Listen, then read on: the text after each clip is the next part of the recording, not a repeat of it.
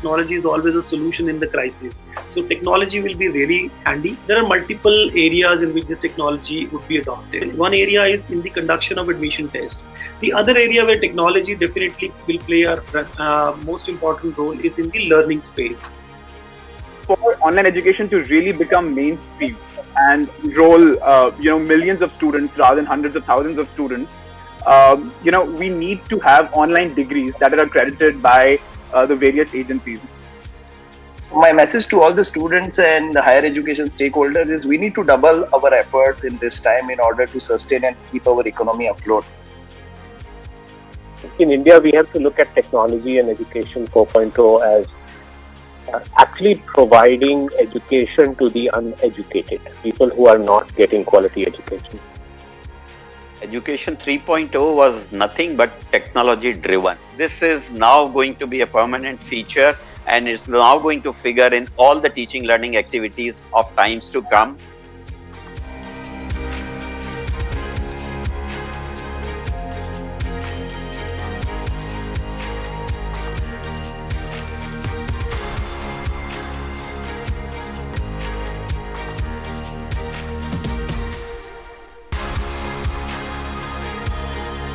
Hello everyone, a very good morning. I welcome you all to another chapter of College Dunia Connect in association with Simply Learn.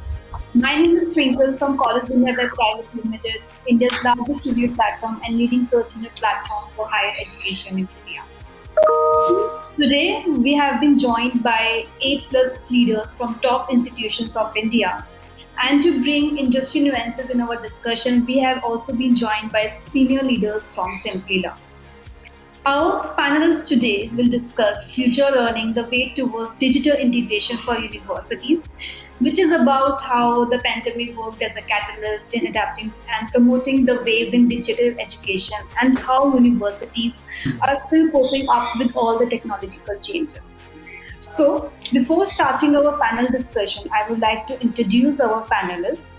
Dr. Meena Rajesh, Vice Chancellor, GH Raisoni University. Welcome, Dr. Meena. Thanks for coming today.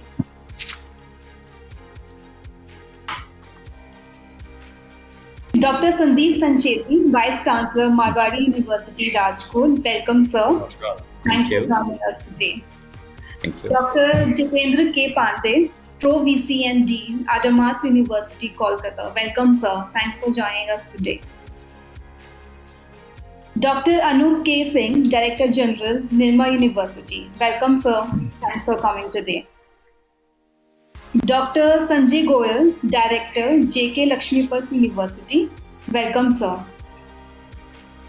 Dr. Neeraj Mankar, Dean HR, Flame University. Welcome, Dr. Neeraj. Thank you. Thank you. Dr. Naresh Kumar, Dean, Galgotias University. Welcome, Dr. Naresh.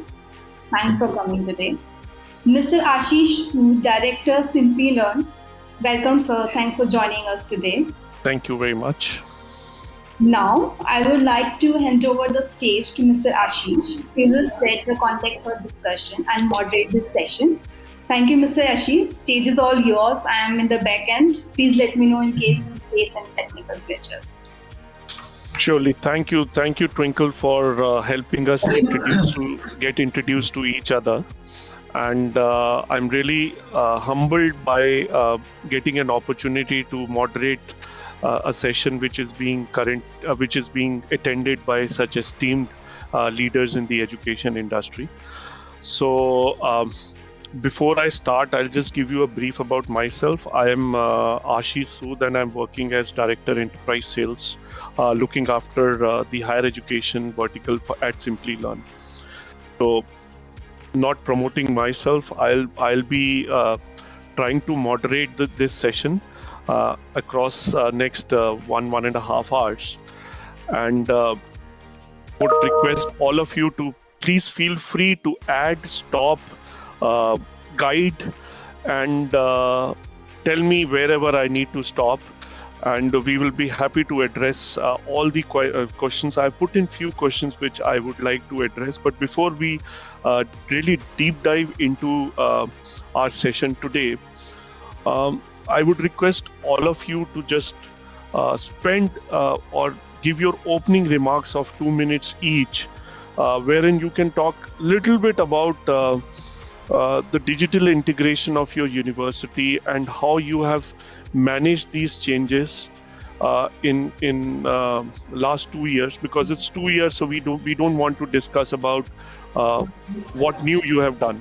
We know that every university has already changed and integrated, but what changes have happened over the past 2 years and have brought overall change to the environment of your university? And we will start of 2 minutes each with all of you, and then we will deep dive into today's session. So let's start with Dr.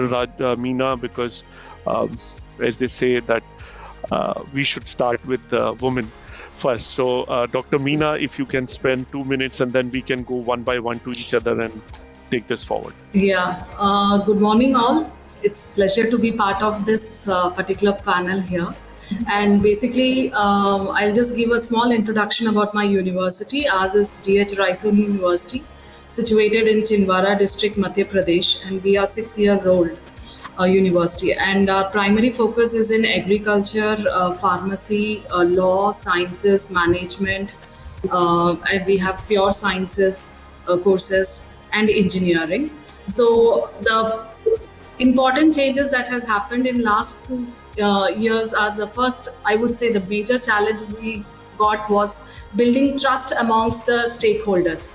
Being in the most backward region of Madhya Pradesh, it was very important to kind of create a trust among the stakeholders, especially in amongst the students and their parents, because majority, 40 to 50% of the students are from Jilla Parishad schools, the state government schools, and it typically in a conventional classroom.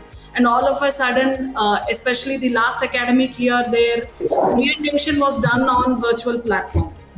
So that was a huge task for us to kind of build a trust amongst them that, see, you're not going to miss much of what brick and mortar model was. So the same kind of, the classroom feeling we had to give to them, the learning, the practicals that would happen on the field, more or less, we can't compensate the same in the virtual mode, but to build a trust was a major challenge, and to a certain extent we were able to do it with platforms we had to showcase to them. And the second important challenge what we had, capacity building program, because as I told you, our major focus is in agriculture and pharmacy, and both sectors were more of practical hands-on training, and our faculties didn't have enough exposure to kind of venture into the virtual mode. So we had to do a huge continuous capacity building program for our faculties. So this was the second important thing that we had to face, and we were to a certain extent we were able to overcome.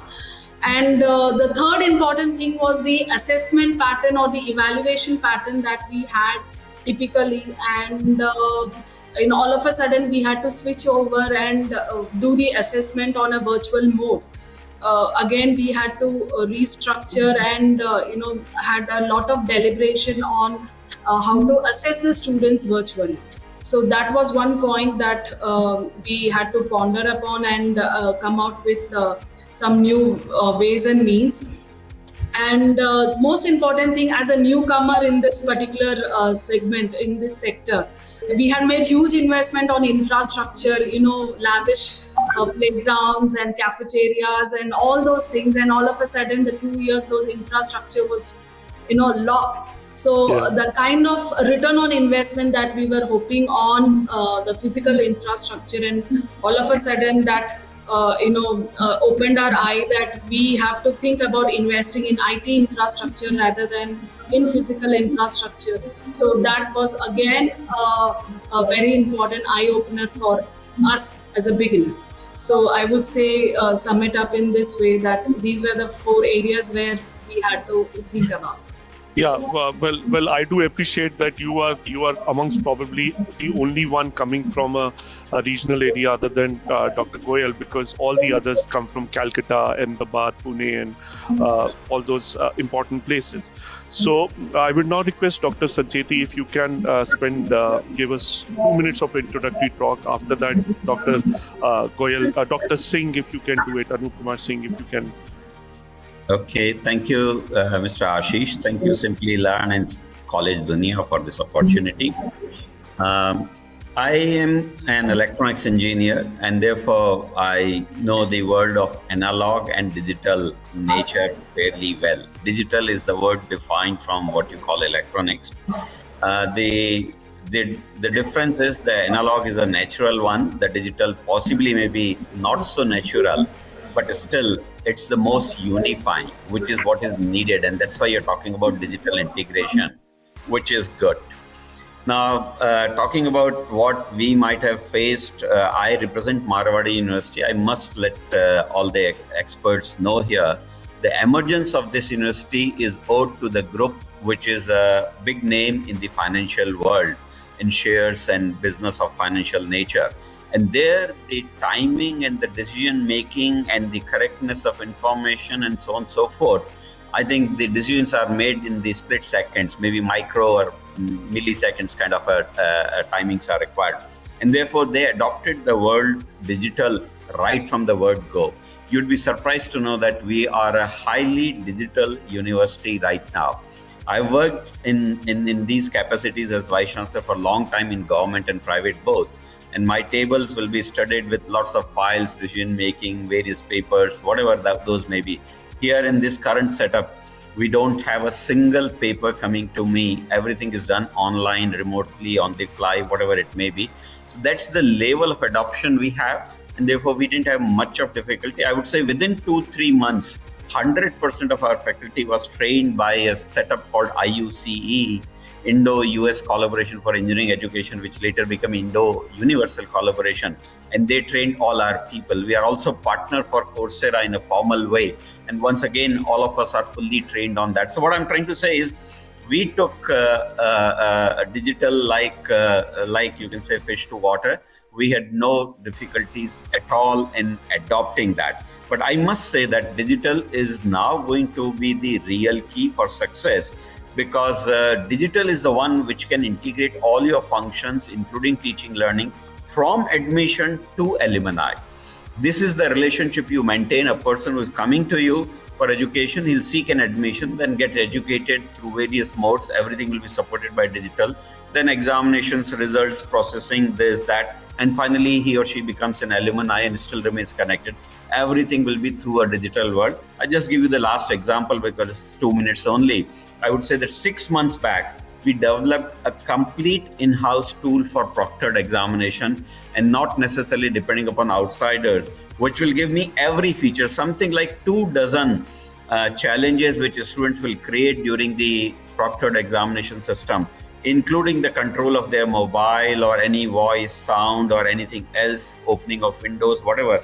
And there are systems within that which will forewarn them and give the count and give the details, give the control, give the delays, whatever such things which are there, match and map everything. It's a very powerful tool. So what I'm trying to give you by this example is digital can be done, is doable, and young people, young universities, new setups should adopt to it in a very big way. And by the way, there are many other commercial tools which are also coming up. You may do whatever you may like, but you should take the digital in your lab is most important. Thank you. Thank you, Dr. Sancheti. Dr. Singh, very important point. Dr. Sancheti mentioned young universities should adopt this, but you being a part of a big organization, big university, which is there for many, many years now. So how would you start this topic? How would you address this point? Well, we are not a digital university. We were forced to become digital university. Right? I personally believe that education is about social interaction. Education is about discourse. Education is about conversation.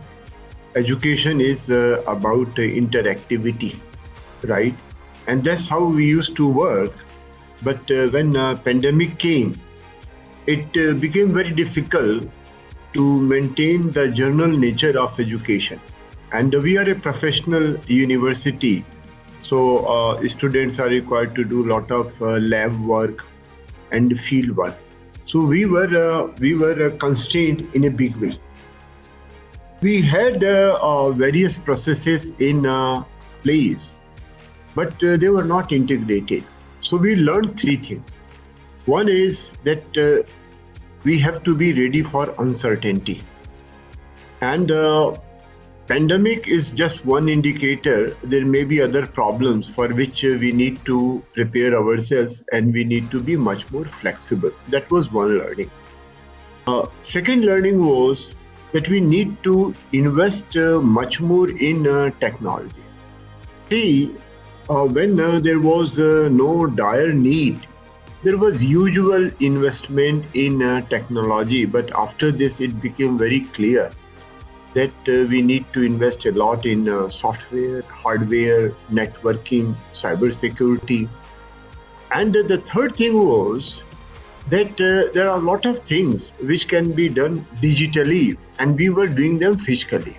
For example, a meeting of a doctoral committee, meeting with certain candidates for recruitment. They could have easily been done digitally, but we were doing them physically, causing inconvenience for all parties, right? Now, I think we have much more challenges today than we had 2 years ago. Let me share with you what are the challenges. The first challenge is that people have forgotten the physical world, right? That culture of interactivity and conversation has almost gone away. So students are not very keen to discuss with each other. Students don't like to come. Somehow, they have become so comfortable that they would like to study from their drawing rooms, right? So that is one challenge that we are facing. The second challenge is that when students are here, there are certain values related to education. For example, academic honesty. If there is no academic honesty, then education is a farce, right? Some of us, have forgotten the importance of academic integrity, and it has happened because of hybrid education, right? So how to bring that? That is the second thing that we are facing. And the third thing that we are facing, that students have now got addicted to screen, right? They are spending too much time with all kind of screen, TV screen, computer screen, mobile screen. And psychologically, it has been proven that if you spend more than, say, 3-4 hours on a screen, you are moving towards mental illness. So these are the challenges we are facing. So one phase is over. What happened in 2 years, that's old story. Now the new story is starting with the opening of the economy. Thank you. Yeah, thank you very much, sir. And Dr. Pandey, you come from the eastern part of the world in Kolkata. So where there have been a misnomer that the changes are adopted slowly. So just 2 minutes of your opening thoughts about all this and how do you see going forward? Thank you, College Dunia. Thank you, Ashish. I'll just add some point what Dr. Meena said in the beginning. See, all of a sudden it happens. And it was very difficult to cope up with the situation. We were having, limited knowledge of proctored examinations and how a student will react on it. So what is the total scenario in terms of their mindset? I don't know. In this part, it is clearly visible that in general, people think that online education has some kind of inferiority in comparison of offline classes.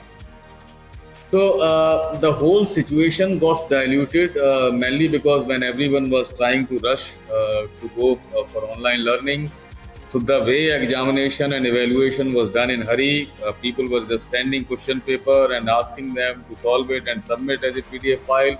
So in general, all the stakeholders feels like this is just everyone can clear the exams and it's not a big deal. I mean, you don't have to put student don't have to put much efforts to learn and to put on the answer sheet. So because of that mindset, most of the students were joining online. I don't know in other universities, but here 80% of the students say were just switching off their camera and mic both, and it's very difficult to understand whether they are there or not. So these challenges were there in the beginning, but there is time to correct yourself. So we immediately got in touch with Coursera. Currently, we are teaching on Canvas. We have association with LinkedIn Learning. Mentor-mentee program is now totally digital. The best part is we can interact with the parents individually, and not only to students. And then this interdisciplinary projects were given for the group discussion. So online system has its own advantage, but the biggest problem in this part has been the mindset, that how to prove it that online system is equally good the way offline system is there. And I think it has been clearly written in our national education policy also, that there is a clear need to have some pilot scale programs and to demonstrate the success and benefit of online learning, and then we can scale it up. So mindset is the biggest problem, at least for us. Other things are fine. Thank you, Dr. Pandey. Dr. Goel, I'll now come to you, because you again come from a university which or an institution which really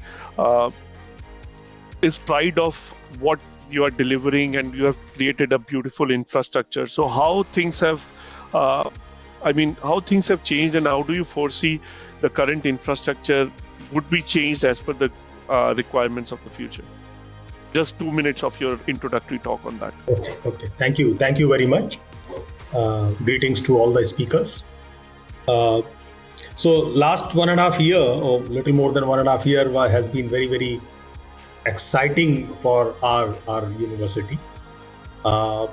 In fact, some of the apprehensions expressed by and some of the strengths that have been expressed, I will not repeat. Okay, I will just focus on what kind of changes we brought in. So the fundamental change that happens in education is always through rethinking of curriculum. That is the most basic thing. Whenever you want to bring in a transformative change in education, as educators, we know that we look at that as an opportunity. I mean, we start with rethinking of the curriculum. We in a way did that also. So it is not only that we continue to deliver what we were delivering before the pandemic. In between, we realized that here is a need to review the curriculum in a small way, and we did change our curriculum also. That is one change, because you are wanting us to focus on change that happened in these 2 years. So we could change our curriculum. Our board of studies and our academic councils met at the same frequency that they were meeting before.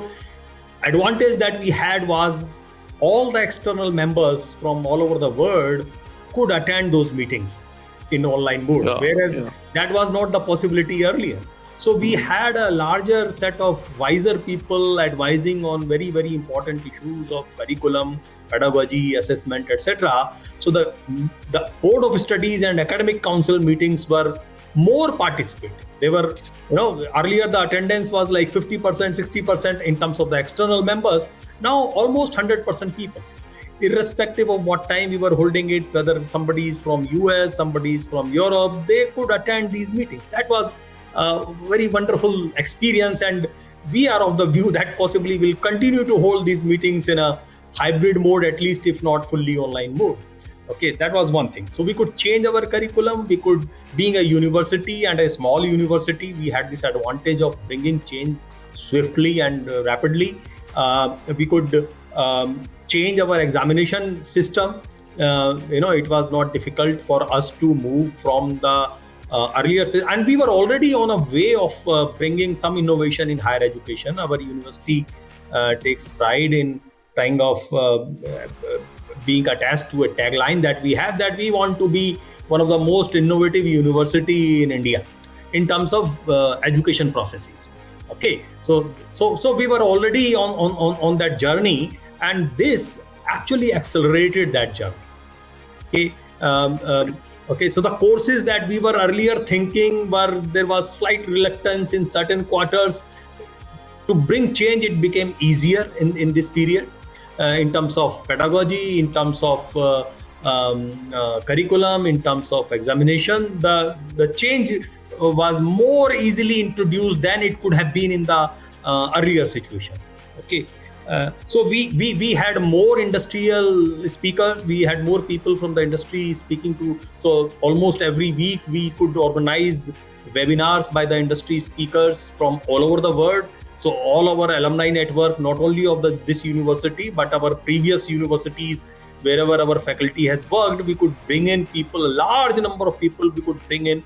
All our schools could bring a lot of speakers from all over the world. We did have a lot of speakers for our students, much more than what we usually have. Okay, yeah. We had more alumni meet. That was another very interesting aspect. So our, we could meet our alumni more frequently and larger numbers, and then fortunately, all our in the beginning there were little problems in the sense because it happened suddenly. So, but fortunately, all our colleagues had laptops, and then our university took a call that those who wanted a tablet, we facilitated that also. The people who had laptops, but they also wanted a tablet. Okay, so we facilitated that also, and our faculty could get tablet also. So many mathematics, etc. They require a lot of writing, etc. So the digital tools are not good enough. So by hand you want to write. So that was facilitated. So we'll actually deep dive into the things, the tools that are required. But it's quite interesting that. Dr. Singh said that conversation and interactivity is an important thing which lagged online in the digital environment, whereas you feel that interactivity has increased in an online environment. So, I mean, we would definitely park this point and discuss deeply into it. Dr. Kumar, you being in the NCR region and being has always started as digital first university. So what are your thoughts of kind of just jumping to the new environment, and what do you see just in 2 minutes so that we can discuss on that? Yeah, thank you, Ashish, and good morning to all the esteemed panelists. Like as Mr. Ashish said, we are in the NCR and we are like one of the digital driven university. And like Professor Sancheti said, like we are one of the youngest university. Also, we started in 2011, and now we are having almost 17,000 students in our campus. And like we are utilizing these digital tools from last 3-4 years. But when pandemic came, it becomes the necessity. But before that, like students, stakeholders were reluctant to use these kind of technologies. Online classes were not there. Like we were using LMS, and like we are having a digital library also, having more than 2,000 ebooks in our digital library. So that system we are following from last 3-4 years. And Impartus for a flip class, we are using Impartus for video capture, so that students when they are not in the campus, they are able to watch the videos of their faculties. Okay, so that practices we were following, but surely there are challenges also, like as Dr. Meena said, building trust amongst the stakeholders, because stakeholders, not only the students, but the parents also, then the Indian mindset in legacy education, if we see, like Professor Anup said, like if there is no interaction with the faculty and the students are not so much interested in, like Dr. Jitendra also said, sometimes they switch on their videos and move away, or switch on they join the classes, but they are like doing some other things online. So there are challenges also which we have to tackle, but now it's the need of the time. Like to make the teaching more interactive through the online mode, we have to move towards the more adaptive technologies. We have to use the AI. So in my point of view, like because now time doesn't allow us to go with the legacy education which we were following. So now we have to move from the Gurukul to the e-Gurukul system. So, and that is the need of the time, as per my views. Thank you, Dr. Kumar. Dr. Mankat, coming to your university, which is like a niche, which always says that we only provide niche courses and we are not into everything. Wherein you always say that we believe in small group interactions and not big classes. With this online environment changing over the last 2 years, 2 minutes, your thoughts, how the thought process has changed of the university and how do you foresee this going forward? Right. Thank you, Ashish ji, and a big shout of thanks to College Dunia and also to my fellow panelists. Some interesting learnings I can get from all that you have said. I think Flame, as Ashish ji you mentioned, we are a liberal university, and by that we mean that there is a fair amount emphasis that is given for interactivity with the students, and also that we look at integrating multiple disciplines into the curriculum that a student would go through in the 3 years that they would be at Flame. So in the sense, we have a wide variety of courses that are running across in the university. So for instance, when we on March 18th, when we decided to move online last year, we had about 200 odd courses which were running, which spread across about 22 different areas, as diverse as mathematics and statistics, to dance and drama and music, which we had to then shift it online. So at that point of time, I think what really helped us was, again, there was a bit of investment that we had done in, but which I guess most universities have their LMS online, learning management systems, etc.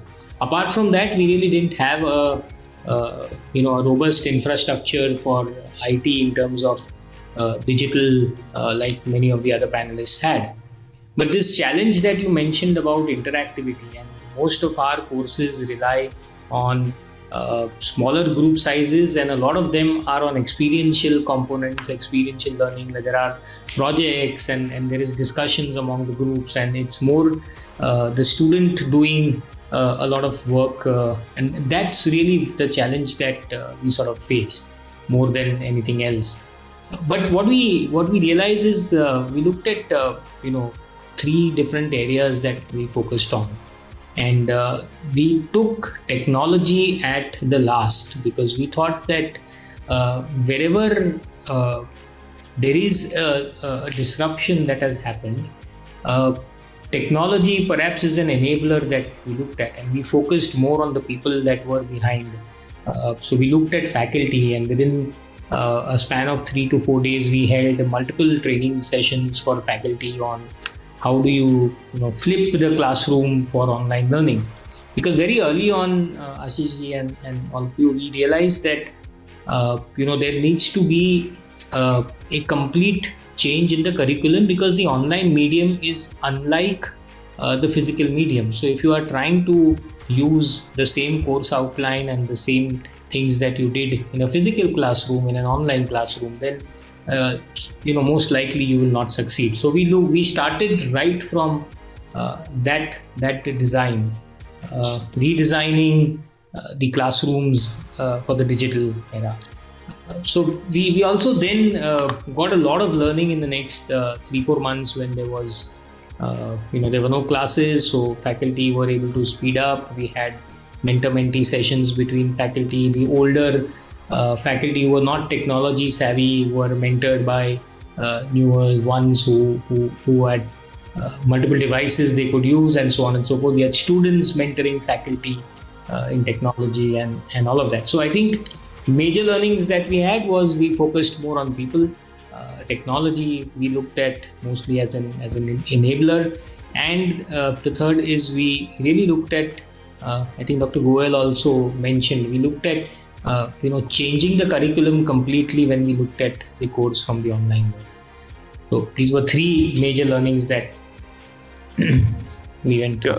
Yeah, thank you, Dr. Mankat, for setting the tone to it. So what I got from this introduction from all of you is that interactivity is one of the important aspects, and how the delivery is done by changing the curriculum was also another aspect that everybody gave a thought on while coming to an online platform. So,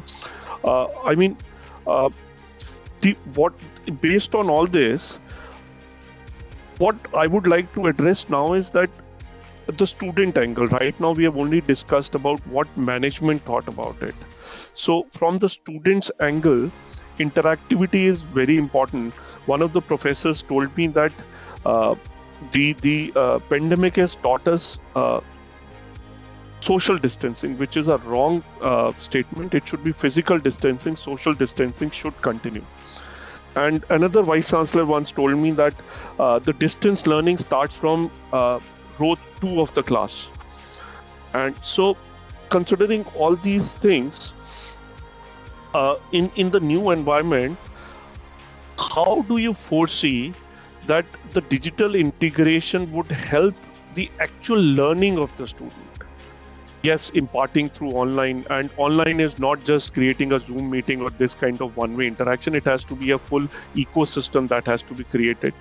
So do you foresee going forward, yes, the hybrid models would be integrated, but how this online learning would impact the actual learning of the individual students, considering that students come from different backgrounds? Like Dr. Meena said, that the students come from very humble background, whereas in Flame University, it could be from a better background and then from a humble background, or similarly for Dr. Pandey. So how it would impact the learning capability of the students?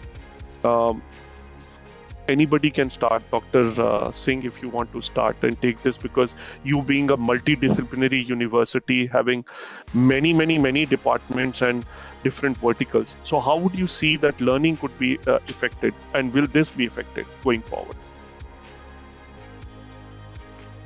So you're muted in case you're talking. So let us start with the new education policy. So the new education policy tells that the GR of India by 2030 should be 50%.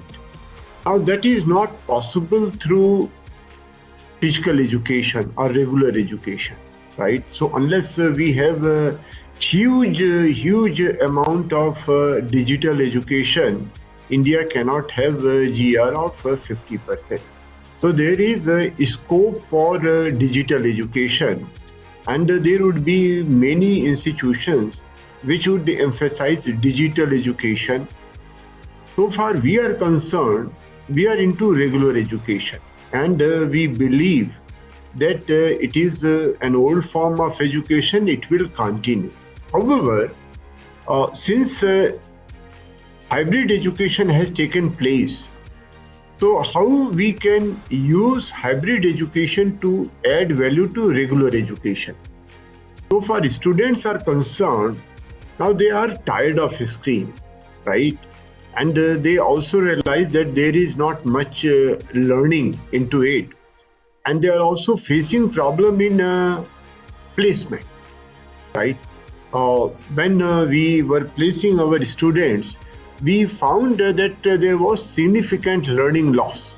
So let us not glorify digital education. It has its own limitations. But there are many places where hybrid education can add value.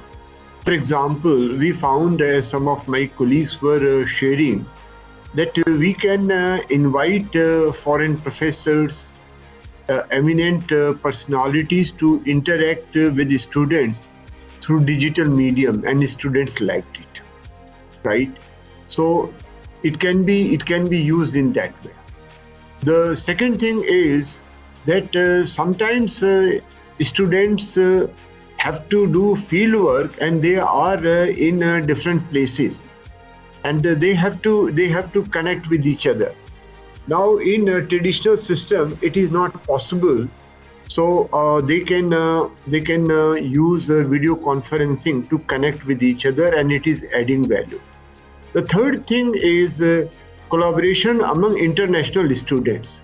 So if we are collaborating with a foreign university and our students are taking their course, so if students have to do a project, say, which is both in India and say in Finland, then they have to collaborate digitally. Physically, they cannot collaborate.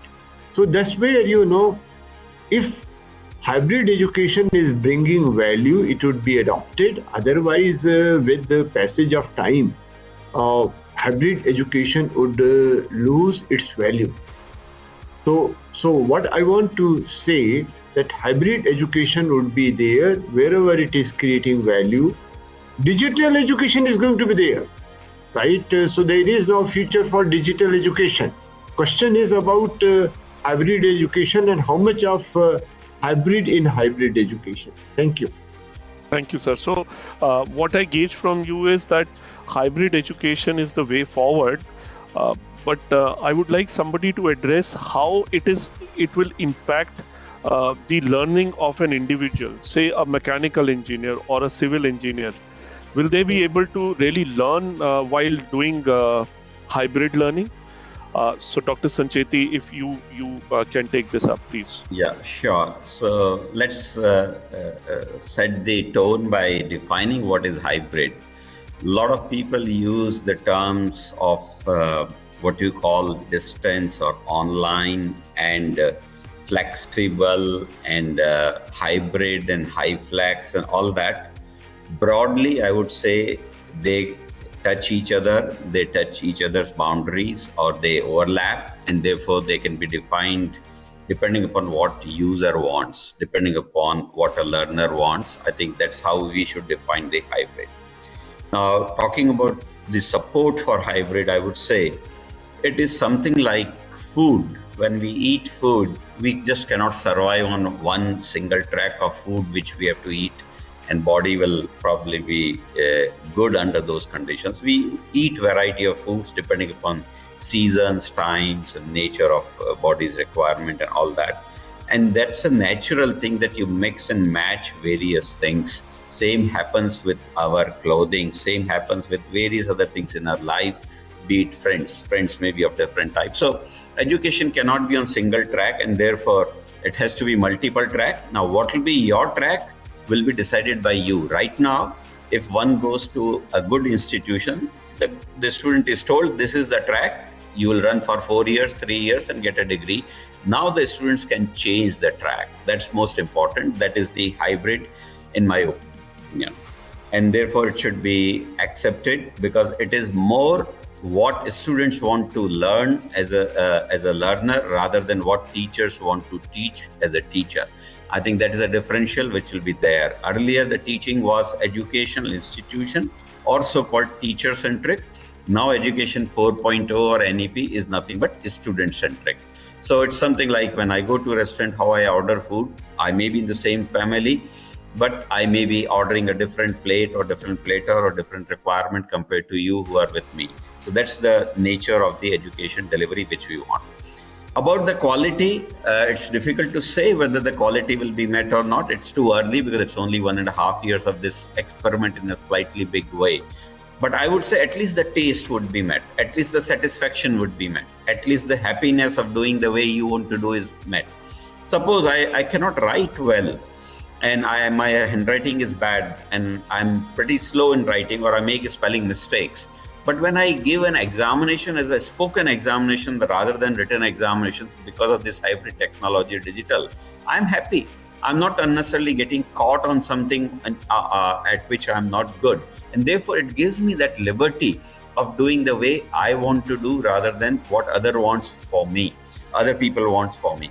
I just give you, it's more of a mindset challenge that we don't want to give freedom. Maybe because our technology was not proven, we didn't have the confidence into this, or maybe we follow the path of what we call least resistance. Change is what we all resist. It's a very natural thing. And maybe in certain cases it was cost also. But cost is going down. We know every technology cost has come down, whether it is the mobiles or automobiles or anything which you see in the world. Once the technology sets in, the cost comes down. So cost will not be a barrier. Now awareness is there. This is what we are creating right now. So that lack of confidence will also go away. And finally, mix everything is what I want in the education delivery. The level of attainments will be assessed slightly differently. But take two more examples from my side to substantiate what I want to say. Number one, I would say you were doing labs in physical sense. I agree, those were right or wrong, I don't mind. But if I happen to walk in any institution in general in a laboratory, I'll find 4 to 5 students, maybe at the least 3 students doing a single experiment, because you'll have not multiple sets of those things. One of them would be ideal, doing nothing, mischief, or one of them would be doing seriously, one of them would be something else. The learning was not necessarily complete when it was hands-on. And the worst was that lab was available to me only maybe 4 or 5 or 6 days in a week, depending upon your Saturday working or not, and maybe 5 to 6 hours a day. And that too dependent upon the technician, the electricity not being there, component being there, not being there. Laboratory utilization, hands-on skill was very poor. With the online labs, what we call virtual labs or whatever those things name you may give to it, laboratory can be 24/7. I can do individual laboratories. Without my preparation, I cannot do it. Without my proper preparation, I may try to damage or may damage the equipment, but in the online, I cannot. The extent of experimentation, deeper learning can be more because I'm controlling the same equipment rather than moving the knob physically. I'm just controlling it electronically, nothing else. The instrument sits there in the same lab. You can have video cameras to show what is moving and what is not moving. And wonderful things have been done by open universities in UK in this regard. And so this is just one example. And I give you last example to convince you. And I'm still under awe of that statement of a gentleman whom I met from New South Wales University some 2 years back, rather 2.5 years back, you would say, in Microsoft conference where we were invited in US. And he was using set of tools. And this guy was invited to showcase to us that how those technologies are helping him. He actually convinced us that he's taking a class of 500 students simultaneously. He's a young guy, less than 30 years of age possibly, and taking class of 500 students, and yet he could showcase us that he is able to give personal attention to every student. Please mark my word, personal attention, because through blogs, through AI, through work submitted in time, through interest shown in topics, which is everything is measurable, he was able to see who is going fast, who is going slow, who is not more interested, who needs what kind of support, and he was giving personalized attention. This is the power of technology. Technology does multiplication. Technology is not biased also. Technology can cut the cost, and technology makes it 24/7, as I was trying to tell you. So this is what I would like to say in support of what we call digital integration or use of digital technologies. Thank you, Dr. Sanchit.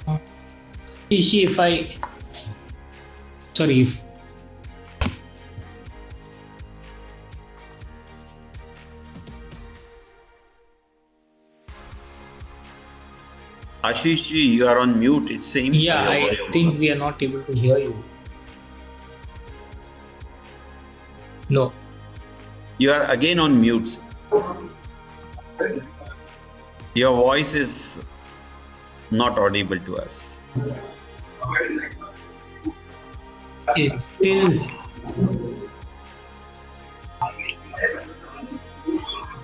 No. No, sir. Can you please switch it on and off, the mic option?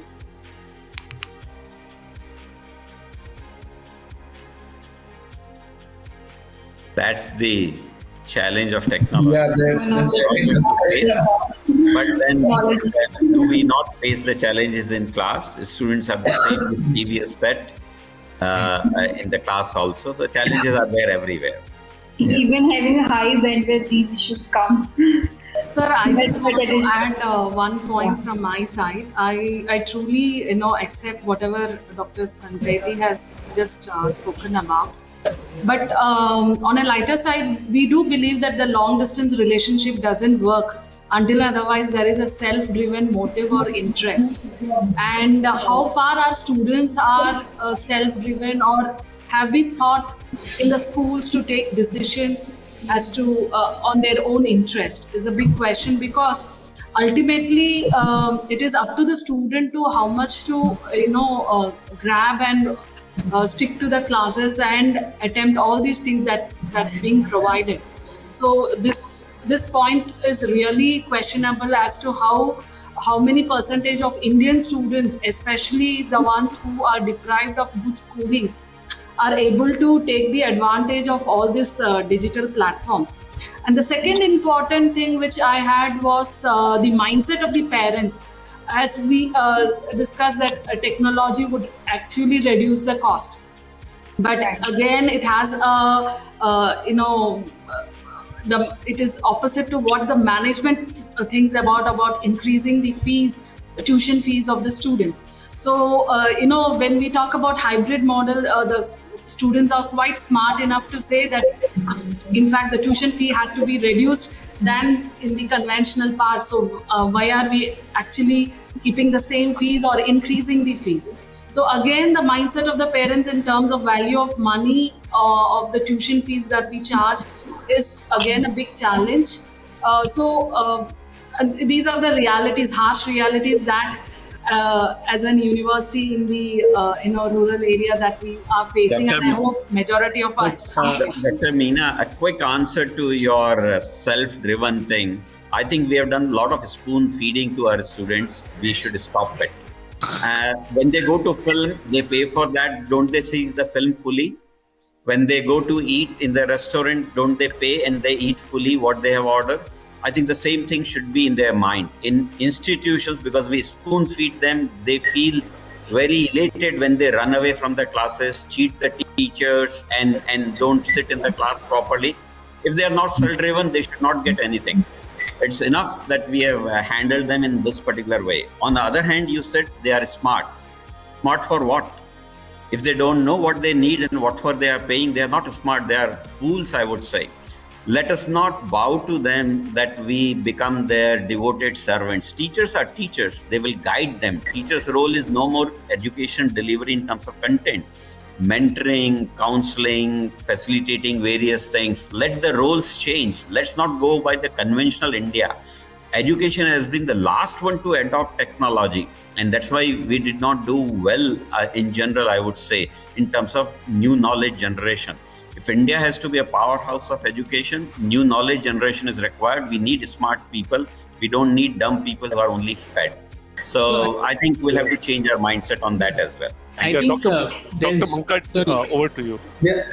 No, I'm just looking at perhaps this interesting discussion from a very different perspective. I think the question here is not binary, that whether digital or physical. The question here is that how do you have a symbiotic kind of a use of both these kinds in order to look at two important aspects of a student, which is student learning and the student experience. Are we able to look at blending these two for the benefit of the student when it comes to experience and learning at that point of time? Let me give you an example of student learning. I mean, we talk about different kinds of students and the challenges that students face, but just one instance, if I give you about the teacher who won the award, Global Teachers Award, Ranjit Singh Disale.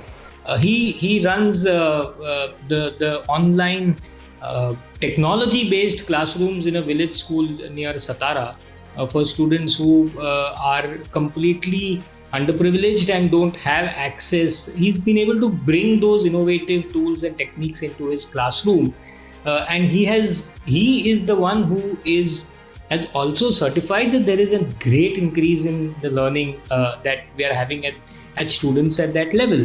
Now, where am I coming from when I talk about student learning? Just take an example. If I am teaching a classroom session of 30 minutes, then the student has to absorb, understand, and figure out intersections between various subjects in that 30-minute span that I am talking to them. But if the same student is going back and looking at this, maybe the recording of my session, or if I am taking an online session, which they can go back, stop at a moment, pause, reflect, think about it, look at it, come back. It's like time shifting of the classroom to virtually any period or any time that you want. And I think this has really helped the students because if you look at students, there are different learning styles that students have. And unfortunately, as teachers, when we walk into a classroom, we aren't able to cater to learning styles of every student there. But the blending of these two sort of universes, if I may call them, gives a lot of democratization possible of education for every student to create an individualized attention. And that's really when the student will start getting the ownership up that, maybe students don't understand me in my classroom and therefore don't want to, attend my classes and bunk.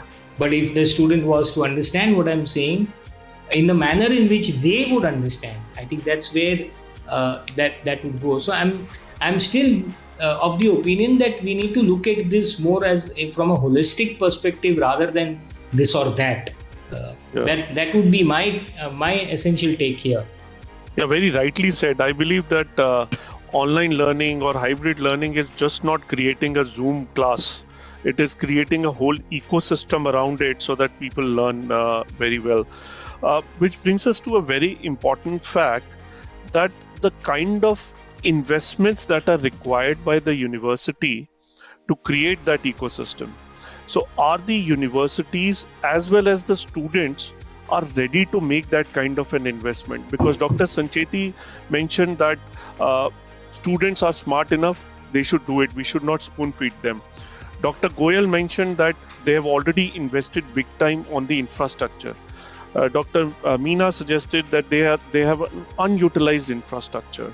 So how going forward in this digital integration of these universities, the investments are to be changed both from the student angle as well as from the management angle, and how would it change the whole ecosystem? So,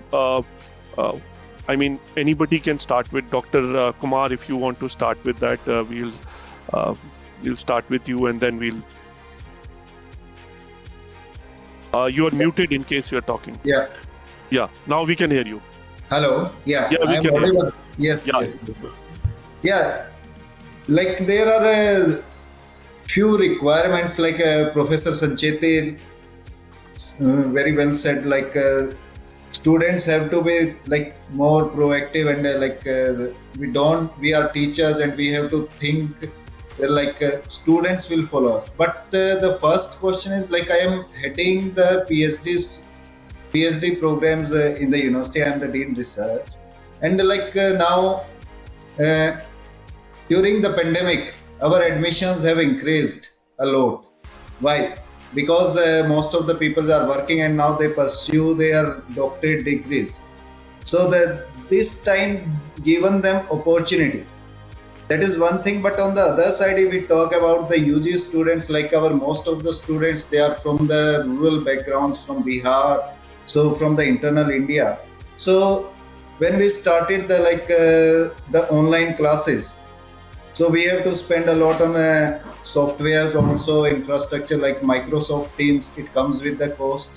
So and on the student side, most of the peoples, they don't have the internet accessibility in their rural areas. So it's on the both side, like management have to gear up, they have to put lot of investment but that is the need of the time, and we cannot run away from that. And from the policy makers side also, from the government side also, the internet connectivity needs to be there, because most of the peoples now, they don't have the laptops with them, so they have to spend on them. And the mobile devices nowadays, like everybody is having mobile devices, but still they are not having that kind of mobile devices on which like Microsoft Team kind of software or e-learning software they can run. So investment should be from the both of the sides, and peoples from the rural background, they have some financial constraint. So policymakers, they have to help them, but really there is no other way. We have to move with this current scenario, and we have to move with the blended learning. So, but Dr. Goyal, since you have already invested big time on infrastructure, your students, your fee structure maybe is slightly higher than Dr. Meena's university in Raisoni. So, how would you feel the difference of education or imparting education to the students would be in terms vis-a-vis your university or to Dr. Meena's university in Raisoni? So both I would ask both of you to give your thoughts on that. You see, I would second what Professor Sanchetti in initial discussion had said, that there is no solution which is universal to all the problems. Okay, so there are different kind of students with different kind of needs and different kind of challenges and different kind of aspirations, and the solutions would be designed in accordance with their needs, with their strengths, with their aspirations, with their strengths. Okay, so let us not try to have a universal solution which is going to solve all the problems of education for everybody. We will have different modes. We will have, as has been said by other wiser colleagues, the variety would be there. Okay. However, the nature of this information technology, being a computer scientist, I can say, is such that in the long run, it saves cost. That has been the nature of this technology. You know, there is no investment in information technology that does not, in the long run, you know, I mean, there might be wrong investments, that's okay.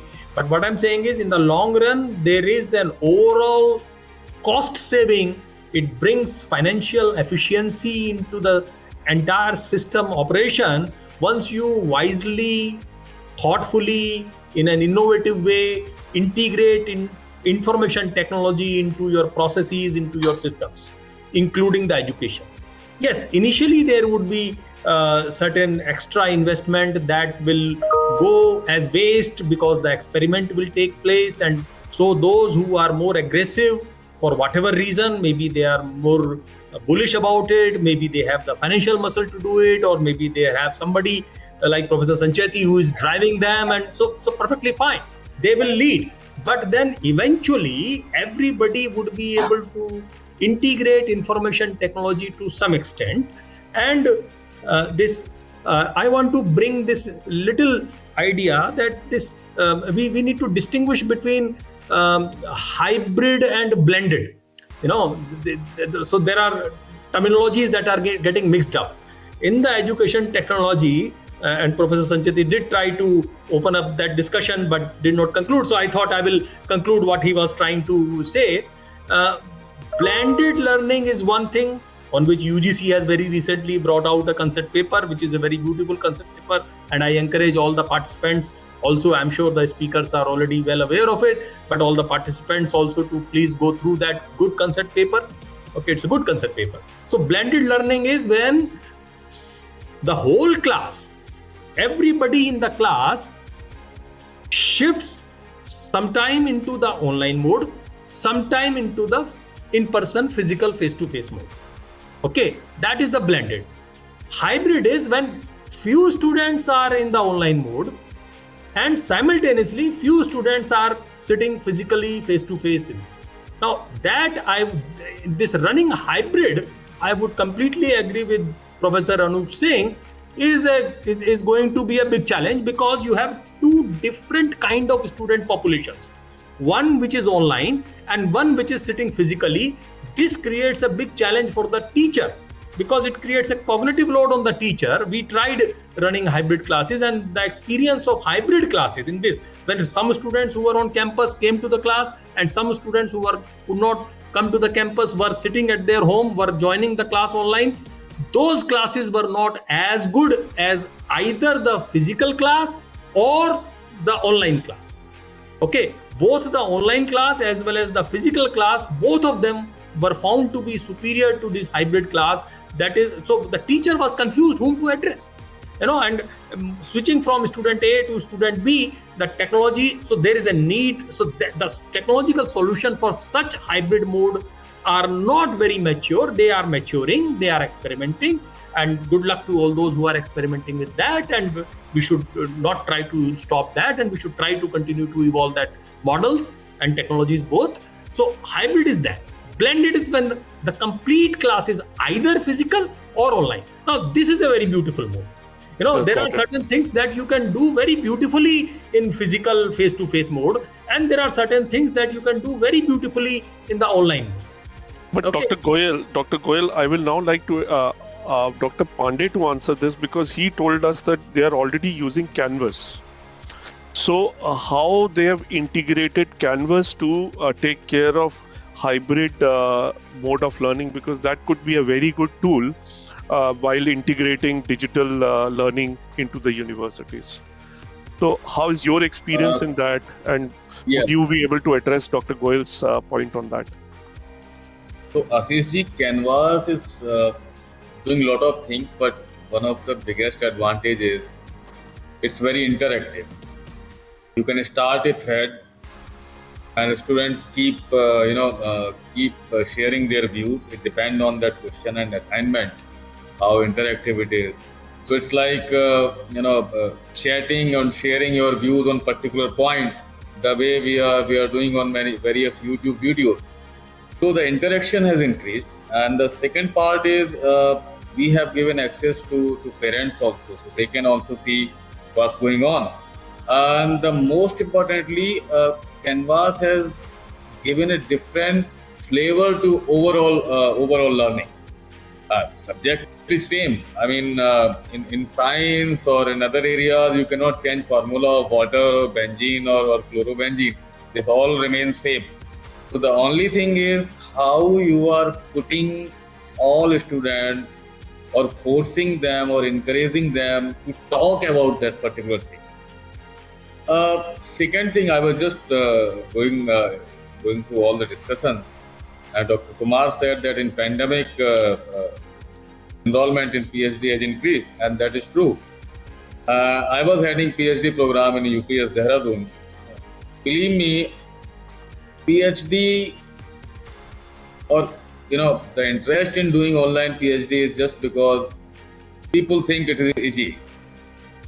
It's easy to do online PhD than going and become a full-time scholar and spend whole time in the lab. In the same way, I think we should not become prisoner of our own thought, like only online teaching or only face-to-face teaching is going to help.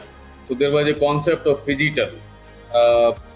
Adopt the best thing of both the strategies and try to measure the success in terms of the employability of your students. Sometimes when education, sometimes we call it a business, then our students are product, although I just don't like those words. But it depends on how good is your product available as per the demand of market. So if any technique that is helping for their employability, we should adopt it. Online teaching will have its own limitation for experimental based research.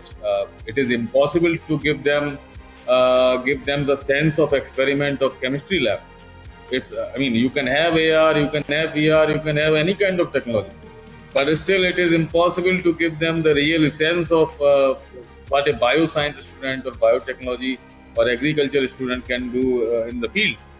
And the same way for non-STEM courses, like in Ashoka University, liberal arts, history, sociology, and management related courses. Online, it is possible because you have a flexibility to start the smart classes. Recently, we have started this in Adama's University. We are getting in touch with various international professors and we are asking them to deliver series of lecture for that particular unit.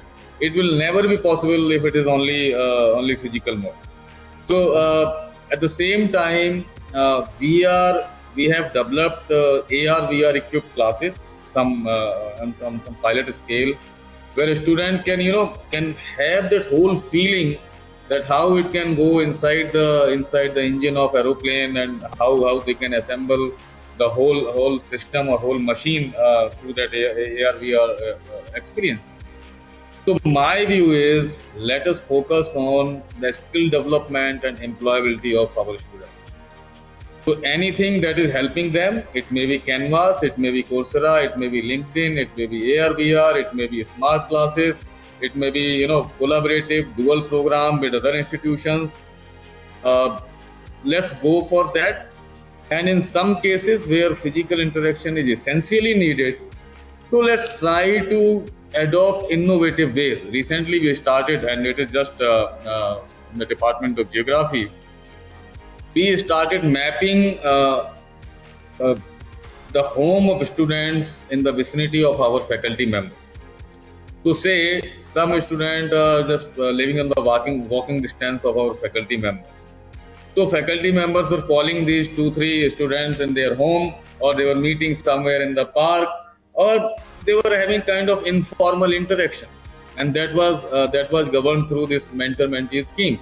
So we need to find out those innovative ways and without delay. I mean, in the next coming decade, you will see people will be tagged Corona graduates and non-Corona graduates.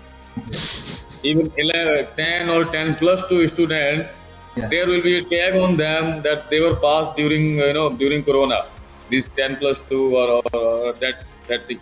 And during Corona it's online actually. Indirectly, they are saying it was not physical.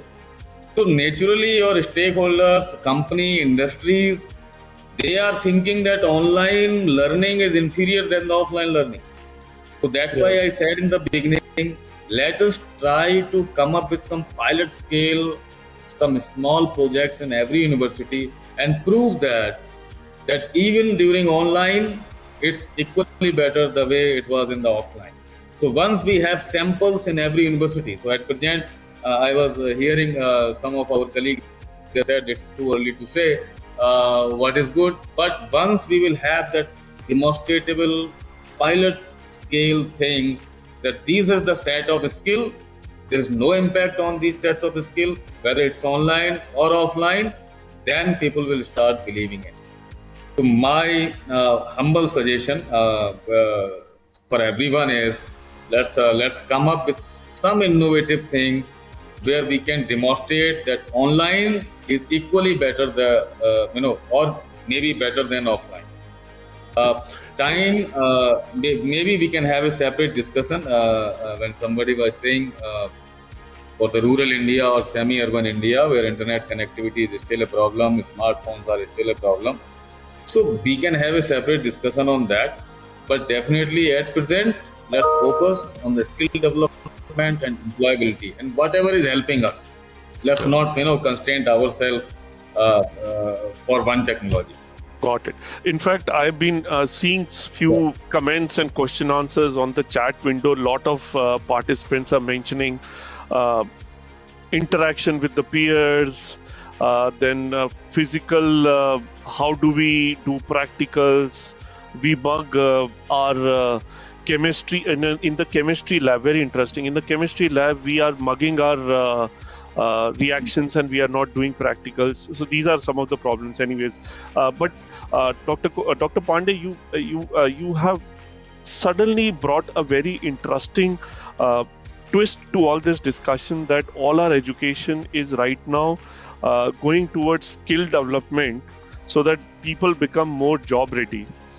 So all this learning, where are the basics going in terms of digital integration for the universities? Are we not able to teach basic sciences to the students through digital platform? Are we not able to give justice to agriculture, like Dr. Meena said, to our digital students in the digital environment? So when we are talking of digital integration, we are only talking about student-centric investments that the university can make. So with this would be probably my last question to this panel before we sum up, is that as a university management people, have we made out 5 pointers or 3 pointers? What are the expectations of the students from the university in this new digital era? So that we can really plan it accordingly. I share my views. Yes, sir. Please, Dr. Singh. See, so far students and parents are concerned, they have only one expectation. And that expectation is, can I get a good job? Can I get a decent job? So far society is concerned, it has only one expectation. Can I get a good citizen? Right? And so far government is concerned, they have only one expectation. Can we have education which is not expensive? Right? So there are three expectations.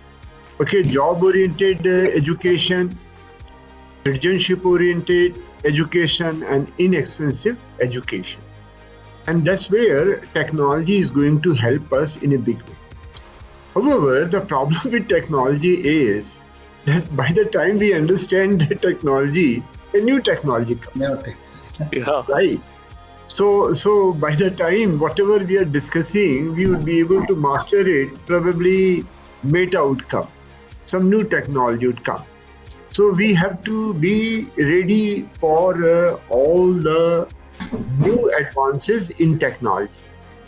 So that's what we have learned, that be flexible, be ready for new technology. The second thing is that the fundamental nature of education cannot be changed. That is interpersonal, social, and self-reflective. Does not matter which technology we bring in. Ultimately, it is human brain which is going to learn. And the basic nature of human brain cannot be changed. Right? So there can be better ways to facilitate learning. So we have to focus on, human interactions, which would lead human brains to grasp better.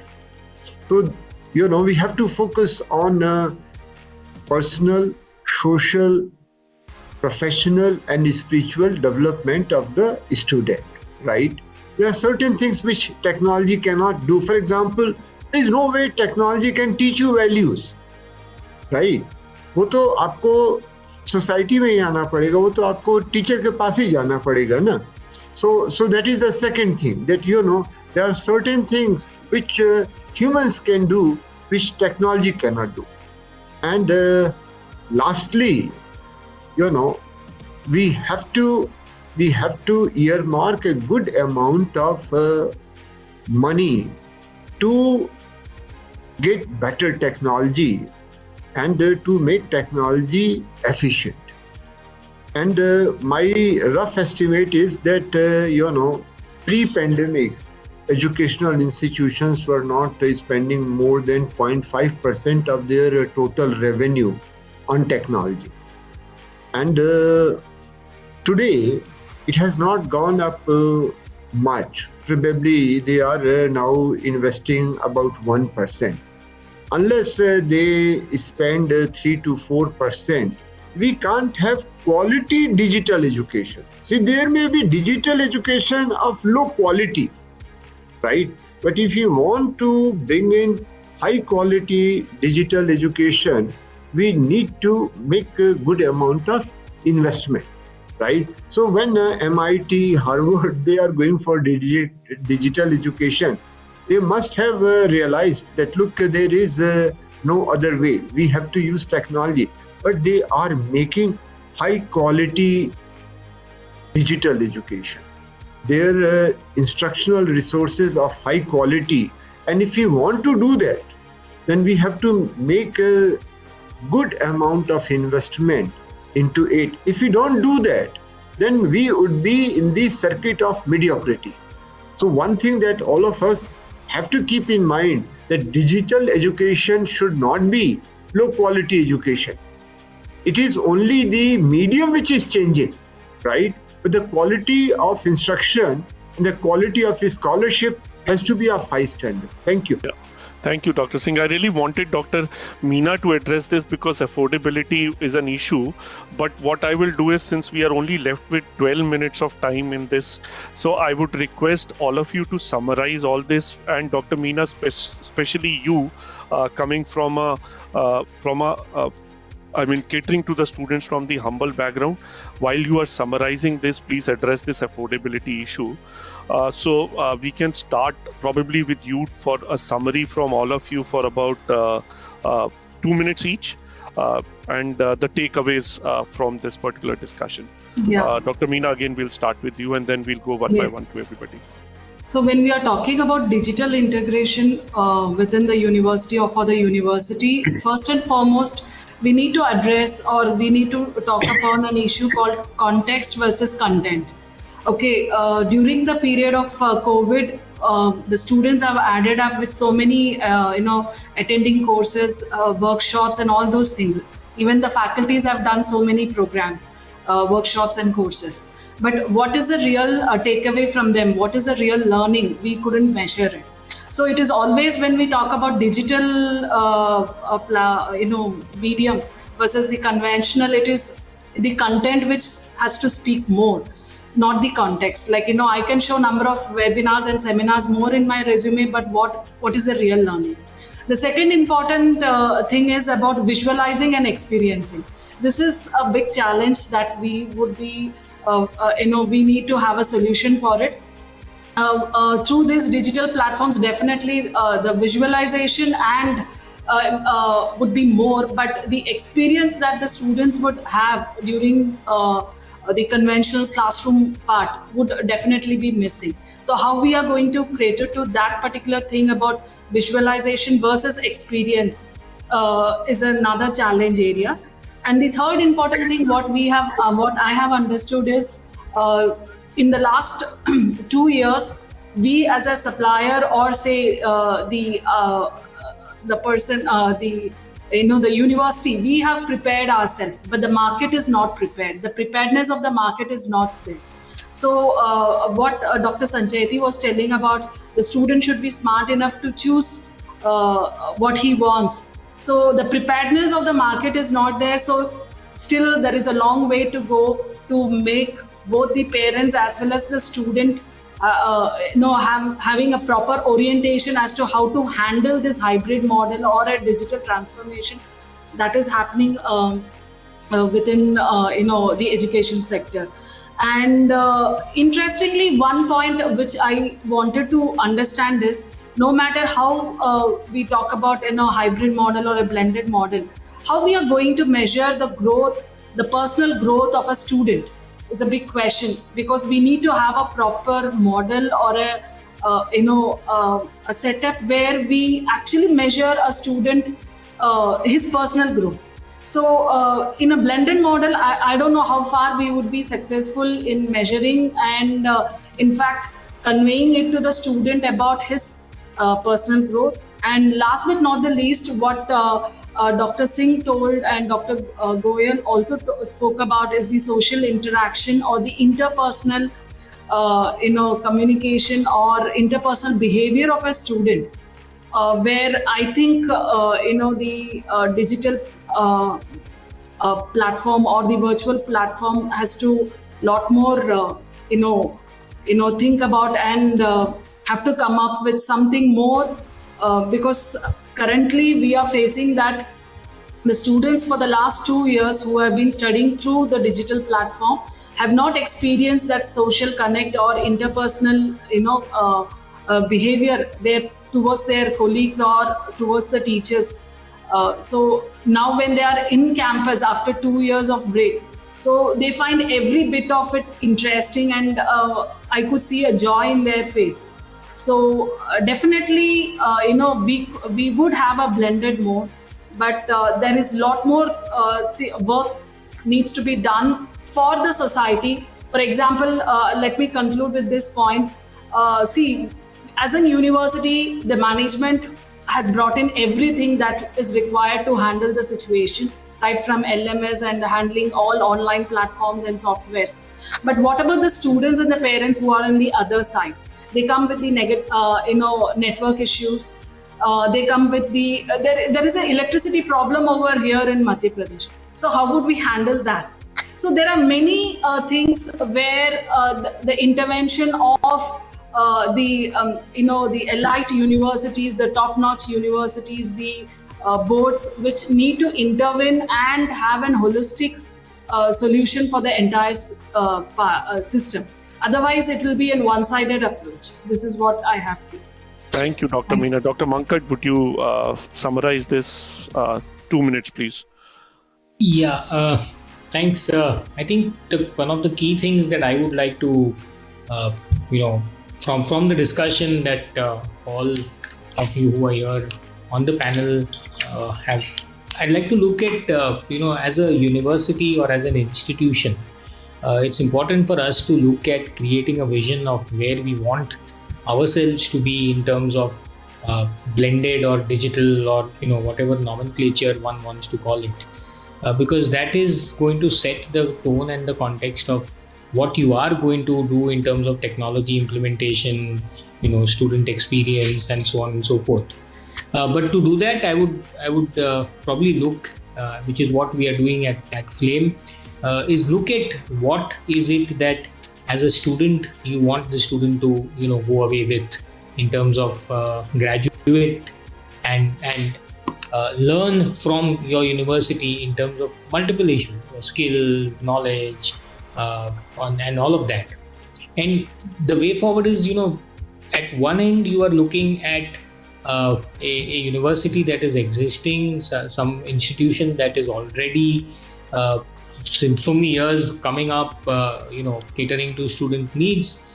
But this being a different initiative altogether, when you're trying to look at the online space or the digital space, essentially, one needs to step away from a traditional university system and start looking at it as perhaps as a startup, that you are part of the university, but you are completely different. You are going to change the way in 3 years or 5 years the university is going to look at, irrespective of where your stakeholders come from or what they do. There are solutions available which are extremely cost efficient.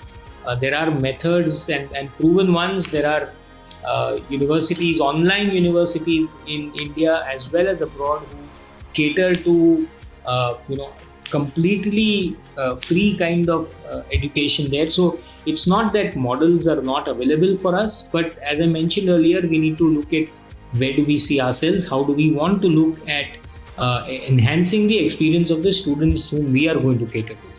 So I think that would perhaps be my summary of it. I just got a message that Dr. Jitendra has another meeting. So why don't you summarize in 2 minutes, and then we can go to the next. Yeah, Ashish, thank you. Actually, most of the things have been said, so it's a very little scope now to say something. But time to collaborate. I'd like to summarize that. Let's collaborate with each other. Let's collaborate with other institutions around the world and utilize each other expertise and facilities and lab. Come for the interdisciplinary work where students can switch their job as per their demand. Sometime earlier, actually, we were just focused on this particular one particular thing, and now there is an approach that's called multidisciplinary, or interdisciplinary. So time to collaborate. And my summary would be: thank you so much, everyone, and I'm looking forward to meet you again.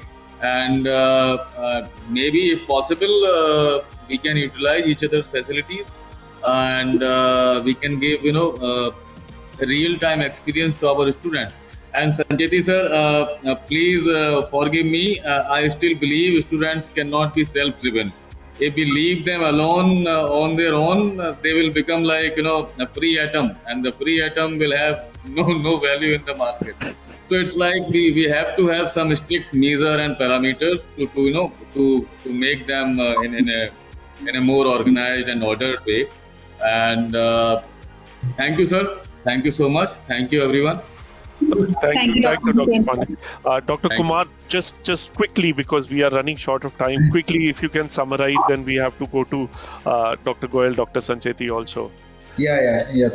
So I would like to summarize like few points I would like to mention. Like there are some weaknesses which we have to tackle off, like technical difficulties, learners' capability and confidence level. We have to take care. And then the time management, distractions, frustrations, anxiety, and confusion. So for tackling all these weaknesses and challenges like unequal distribution of ICT infrastructure, quality of education, and the digital literacy, that is also a major challenge, and the digital divide in our country. So that we have to tackle off technology cost and obsolescence. And for tackling of these things, policy for the blended learning should come up from the government, like new education policy.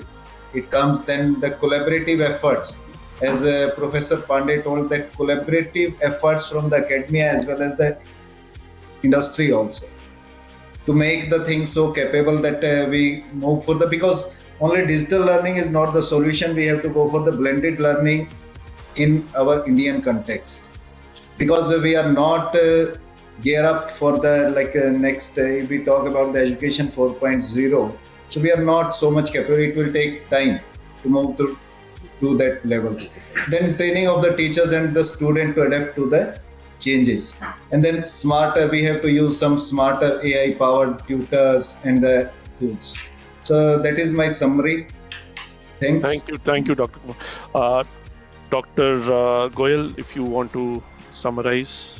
Thank you. Yeah, I think the fundamental question will always be how to improve the quality and the reach of education.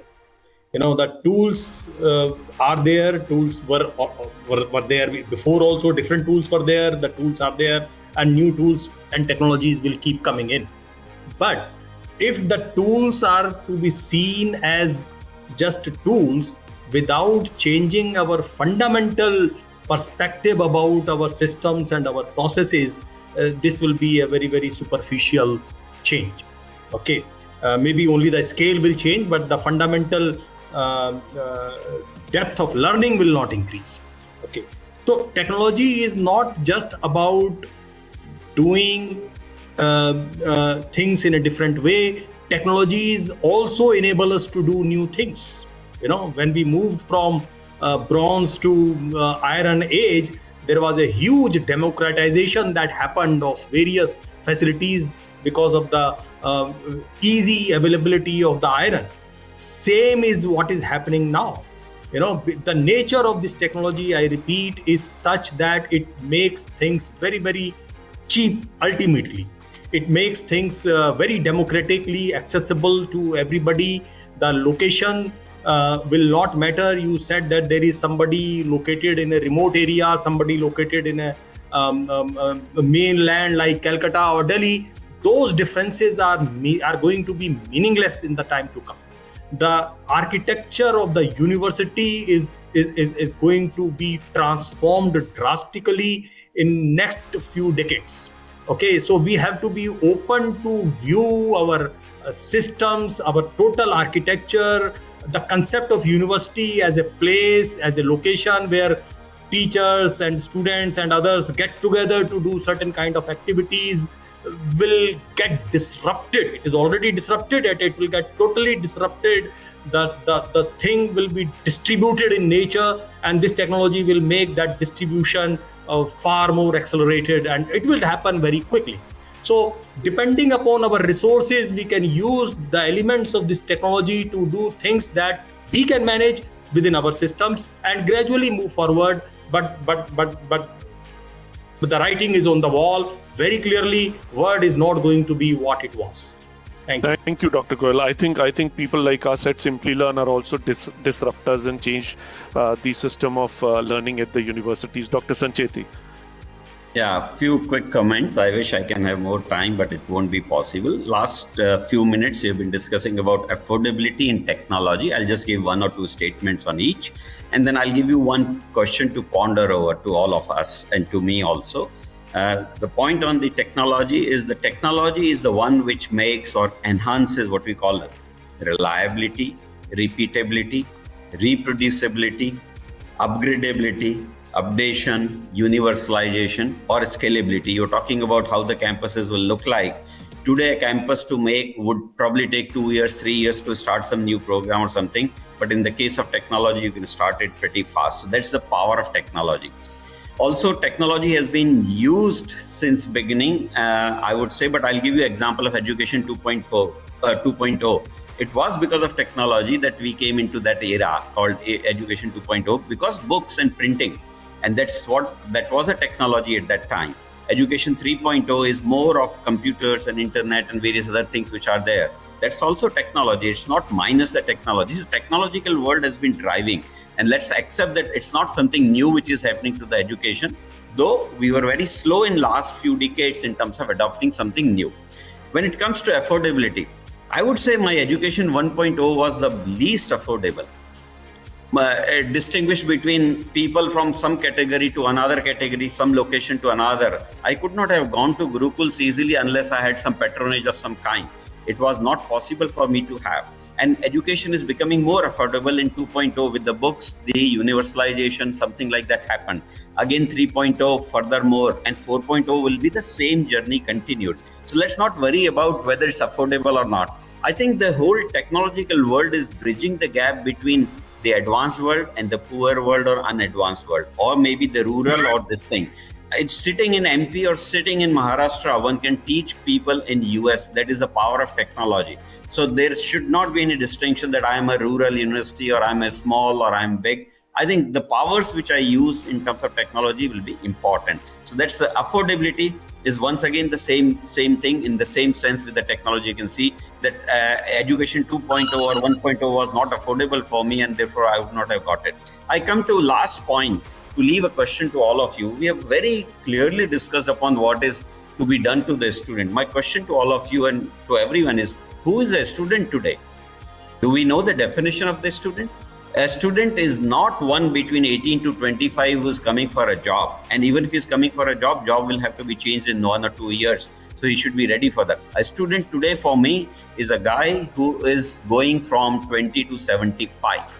And therefore, don't look at the limited domain that we'll have to give them a job. I may be a student, I will not need any job. I may be a student, I'd like to learn many new things. I may be a student who would not like to sit in the classroom because my job will not permit me to sit in the class. And therefore, my learning should be offline or online. My learning should be synchronous or non-synchronous. My learning should be in class or out class. My learning should be singular or in a team or multiple things. My learning should be in a language or in other language, something like that. And therefore, please see that all those things cannot be handled by a single teacher or a single institution or single domain called I am so good. And that is the reason all these shackles will be broken. Who is the best, who is not the best? You may be the best in your domain. I may still be delivering another best in my domain. And that's how students will be mixing and matching. Smartness is very essential. Without that, nothing will come. Do you think, are we smart? If students are not smart, are we smart? I think they will simply give us a thumbs down kind of an answer that you are not smart. They decide their fate. Those who cannot decide their fate, let them come to a standard menu. Those who know what they have to eat and what they want probably will take the advantage of technology, affordability, and the diversity which we are trying to offer. These are my views. Thank you. Thank you, Dr. Sancheti. A good question to ponder upon. Dr. Singh, your last comments. Well, I think everybody summarized so well, and the only word that I have for future learning is quantum learning, where we don't have dichotomies and we have integration, and we forget the dichotomy of digital and non-digital, synchronous, asynchronous, and evolve a model of learning that adds value to the learner as well as to the institutions. Thank you. Thank you very much. Thank you all to be part of this this session, which is being done by Simply Learn in collaboration with College Dunia. I am really humbled, and as I said in the starting, to have this distinguished panel with us. I would again try to summarize what we have discussed today and share it with all of you. Pardon if I miss certain points somewhere, because I was just trying to jot down as we were talking, but it was nice speaking to all of you. And thank you once again from Simply Learn to be part of this webinar. Over to you, Twinkle. Thank you. Thank you so much, Mr. Ashish, for keeping such an engaging session. And thank you all the panelists have shared very unique and interesting views. It's an honor to connect with you all. So thank you for the enlightening session. Looking forward to connect with you all again. So Thank with you. this note, we will end this session. Thank you very much, sir. Thanks. Thank you all. Thank you. Thank you. Bye, Thank sir. you so much. Everybody,